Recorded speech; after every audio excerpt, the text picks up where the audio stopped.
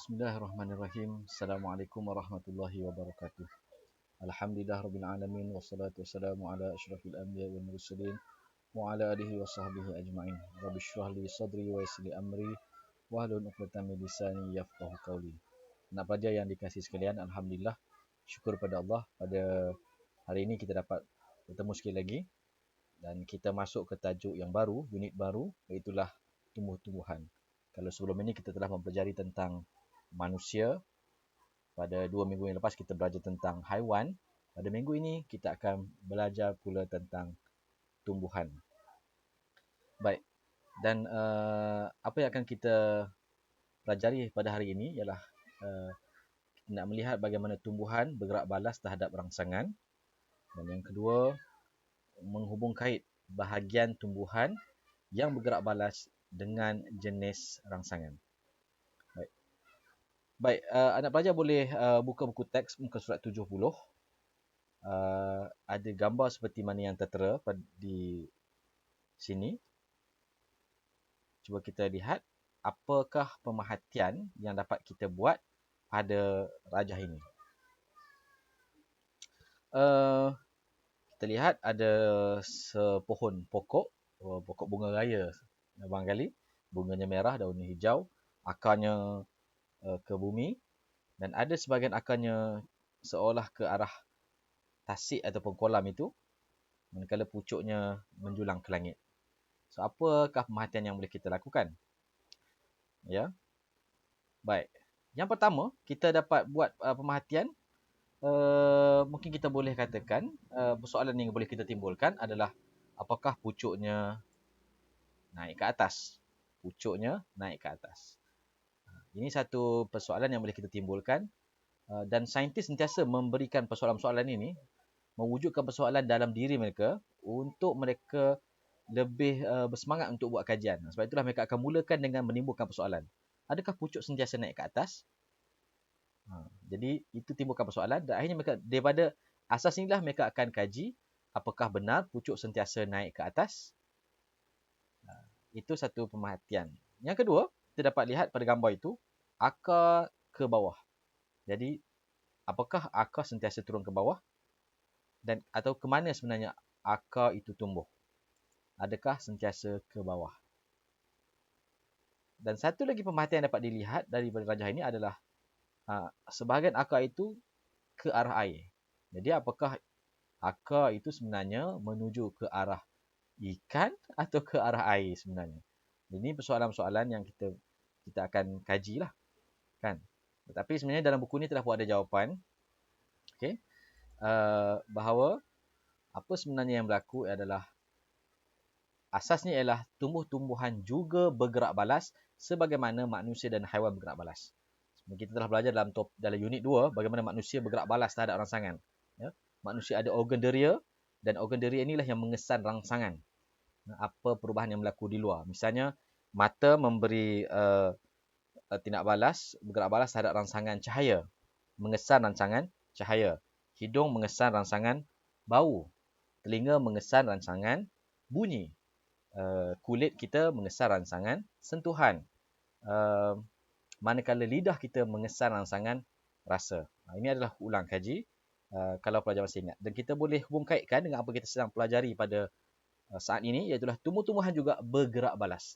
Dan rangsangan yang dikesan oleh tumbuhan, lalu dia memberikan gerak balas adalah air, graviti, cahaya dan juga sentuhan.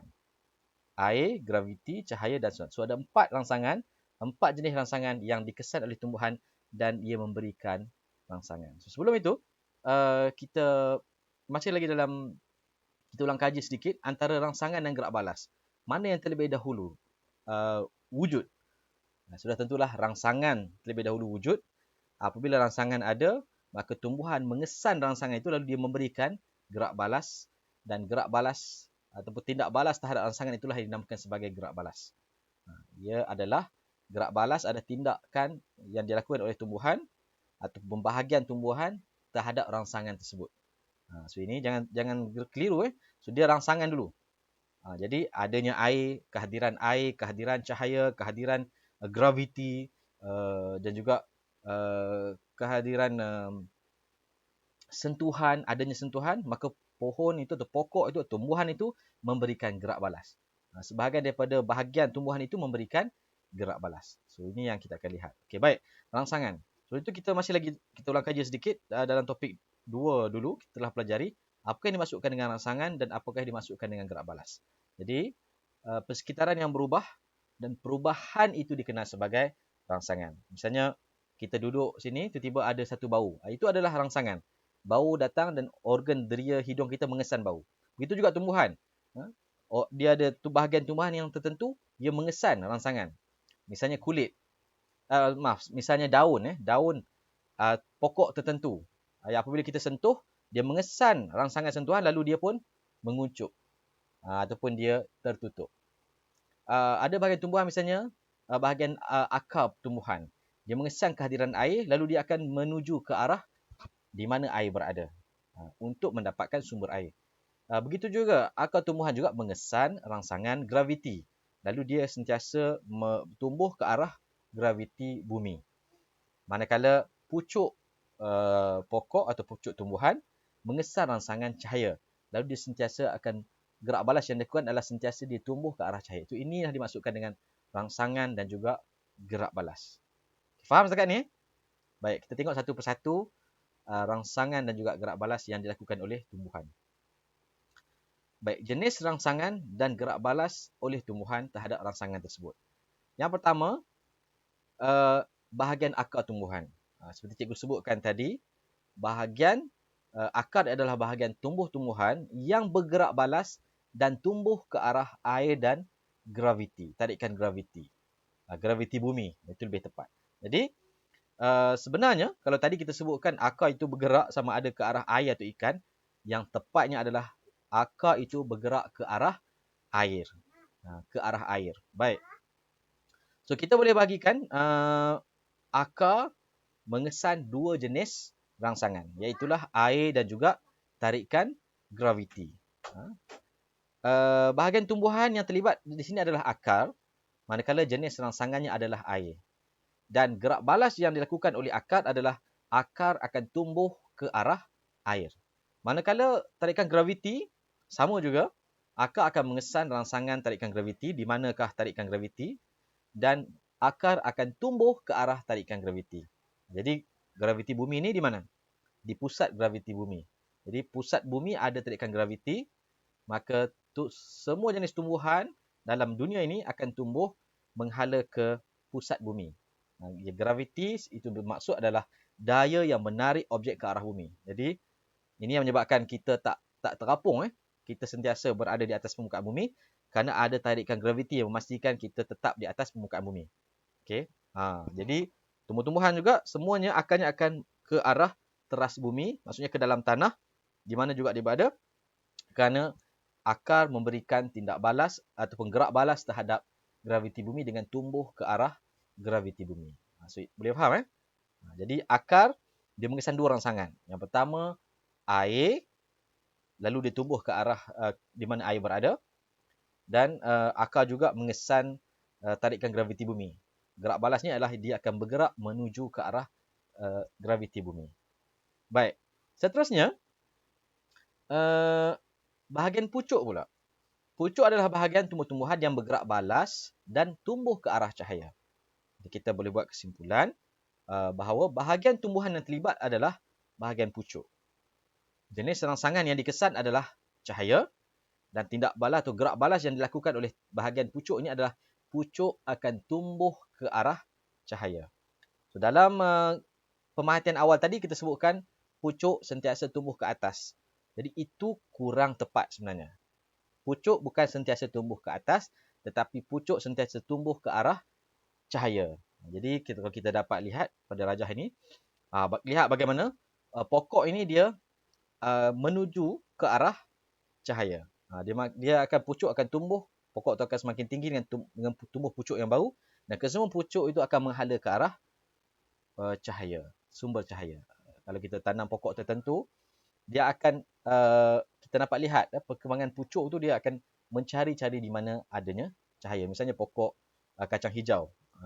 Jadi kita boleh cuba kacang hijau, kita cambahkan dia, kita semai dia, kita akan lihat bagaimana pucuk itu akan tumbuh dengan melihat di mana sumber cahaya, dan pada arah itulah pucuk akan menumbuh. Ini satu gerak balas yang dilakukan oleh tumbuhan, iaitulah bergerak balas terhadap cahaya. Bahagian tumbuhan yang terlibat adalah bahagian pucuk. Gerak balasnya adalah pucuk akan tumbuh ke arah cahaya. Kita dah ada dua. Tadi akar, yang kedua pucuk. Satu lagi bahagian tumbuhan yang terlibat dengan gerak balas terhadap rangsangan adalah pada bahagian daun. Iaitu bahagian pada sesetengah tumbuh-tumbuhan yang bergerak balas terhadap sentuhan. Dan perlu diingat, untuk rangsangan sentuhan ini, tidak semua tumbuhan terlibat. Hanya tumbuh-tumbuhan tertentu sahaja pada daunnya yang memberikan rangsangan terhadap sentuhan. Misalnya pohon semalu dan juga pokok perangkap lalat Venus. Kita dapat lihat. Okey. Kita tengok lihat pada rajahnya. Baik, sebelum itu kita lihat dulu bahagian tumbuhan yang terlibat adalah daun. Tapi seperti cikgu sebutkan tadi, tidak semua tumbuh-tumbuhan terlibat. Hanya tumbuhan tertentu sahaja pada bahagian daunnya mengesan rangsangan sentuhan. Jadi jenis rangsangan yang dikesan adalah sentuhan. Manakala gerak balas yang berlaku, misalnya pohon semalu, dia akan menguncup. Asalnya terbuka, dia akan menguncup. Manakala pokok Venus, apabila lalat masuk ke dalamnya dan dia dapat kesan sentuhan kaki ataupun badan lalat pada daunnya itu, maka daunnya akan menutup. Lalu memerangkap lalat di dalam pokok perangkap lalat Venus itu. Jadi contohnya disebutkan sini seperti pokok semalu dan juga pokok perangkap lalat Venus yang akan tertutup. Ini pokok semalu. Kalau kamu ada di tepi rumah kamu boleh cuba sentuh. Dia akan menguncup. Jadi seolah pokok ni sangat malu. Apabila sentuh, dia akan cepat-cepat menutup dirinya. Jadi barangkali itulah sebab nama dia semalu. Okey, tapi dia unik kerana dia mengesan rangsangan sentuhan. Pokok ini mengesan rangsangan sentuhan. Daunnya mengesan rangsangan sentuhan. Bahagian pohon yang terlibat, bahagian pokok yang terlibat, bahagian tumbuhan yang terlibat adalah bahagian daun. Begitu juga pokok perangkap lalat Venus, dia mengesan sentuhan, terutamanya serangga. Dan apabila dia mengesan adanya serangga dalam bahagian daun itu, tengah daun, maka dia akan menutup. Dia akan tertutup. Okey. Ini pokok semalu pada rajah keadaan biasa. Apabila dia mengesan rangsangan, misalnya ada sentuhan, maka dia akan menguncup. Dia akan tertutup. Itu pokok semalu. Pokok perangkap lalat Venus juga sama. Apabila kita dapat lihat, misalnya ada lalat di dalam ni, apabila dia mengesan ada serangga masuk, terutamanya lalat, maka dia akan menutup dan memerangkap serangga yang berada di dalamnya. Okey. So itu antara pokok yang agak istimewa. Tidak semua tumbuhan mempunyai daun yang boleh bergerak balas terhadap rangsangan sentuhan. Hanya pokok-pokok tertentu saja. Jadi secara asasnya kita dapat buat kesimpulan bahawa tumbuhan bergerak balas terhadap rangsangan. Seperti mana manusia bergerak balas terhadap rangsangan tertentu, maka tumbuhan juga bergerak balas terhadap rangsangan tertentu. Dan apakah rangsangannya dan apa gerak balasnya? Kita dapat buat kesimpulan untuk bahagian tumbuhan yang bergerak balas terhadap rangsangan ada 3 sahaja. Iaitulah akar, pucuk dan juga daun. Manakala jenis rangsangan ada 4. Iaitulah graviti bumi, tarikan graviti, air, sentuhan dan juga cahaya. Dan juga kita dapat lihat kat sini, Ustaz cikgu masukkan. Okey, bahagian tumbuhan seperti akar dia mengesan rangsangan air dan juga tarikan graviti. So ini akar.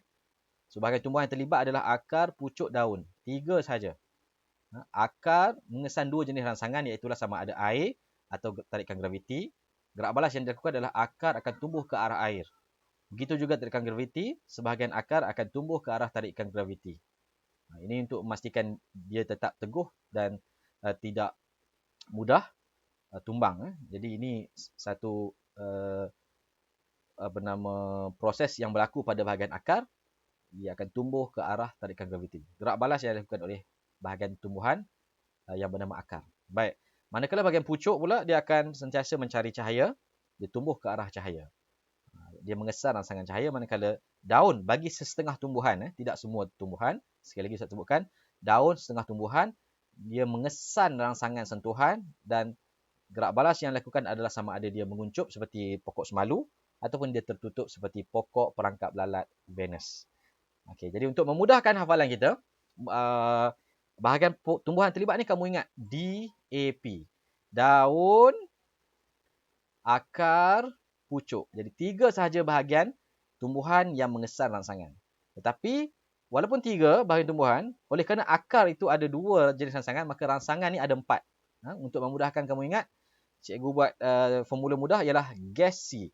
G untuk graviti, A untuk air, S untuk sentuhan, C untuk cahaya. Jadi rangsangannya adalah gas C. Kamu nak mudahkan, kamu sebut gas karbon lah, gas C. Bahagian tumbuhan yang terlibat dengan rangsangan adalah 3 saja, DAP. Di alam persekolahan. DAP dan juga gas C adalah jenis rangsangannya. Gerak balasnya, akar tumbuh ke arah air, akar tumbuh ke arah tarikan graviti, pucuk tumbuh ke arah cahaya, dan daun menguncup atau tertutup. So, itu sahaja tumpuan kita untuk kelas minggu ini. Bahagian tumbuhan, jenis rangsangan dan gerak balasnya. Dan daripada kesemua ini kita buat kesimpulan bahawa tumbuhan bergerak balas terhadap rangsangan. Rangsangan yang tertentu, rangsangannya ada 4 dan bahagian tumbuhan yang bergerak balas ada 3. DAP. Daun, air, pucuk. Jenis rangsangannya adalah graviti, gas C, GASC, graviti, air, sentuhan, cahaya. Yang mengesan rangsangan air adalah akar. Akar tumbuh ke arah air. Yang mengesan tarikan graviti adalah bahagian akar. Dia akan bergerak ke arah tarikan graviti juga. Yang mengesan rangsangan cahaya adalah pucuk. Pucuk akan tumbuh ke arah cahaya. Dan sebahagian tumbuhan, daunnya mengesan rangsangan sentuhan.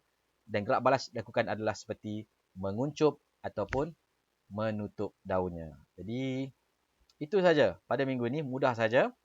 Dan untuk pastikan anak-anak faham, anak pelajar faham apa yang kita pelajari pada hari ini, sebagai latihan untuk tugasan minggu ini, bahagian uji minda, buku teks muka surat 85, anak pelajar sila buat tugasan uji minda, salin semula dalam buku tulis, buku nota sains, buku teks muka surat 85 soalan 1 hingga 3 sahaja. Jadi nombor 1 isikan tempat kosong, nombor 2 kenal pasti apakah rangsangan yang berlaku, yang ada menyebabkan terjadinya fenomena seperti dalam gambar 2A dan juga 2B. Nombor 3, satu gerak balas tumbuh-tumbuhan terhadap rangsangan. Jawab soalan 3A, B dan C. Jawab dalam buku nota sains kamu. Ambil gambar dan masukkan dalam Google Form yang cikgu telah sediakan dalam grup WhatsApp. Jadi itu sahaja tugasan minggu ini. Mudah-mudahan nak pelajar boleh faham. Jika tidak faham, boleh ulang semula melihat rakaman video ini, rakaman YouTube ini, ataupun boleh bertanya kepada cikgu sekiranya kamu tidak memahami apa yang dipelajari pada minggu ini. Sekian saja. Jumpa lagi. Wassalamualaikum warahmatullahi wabarakatuh.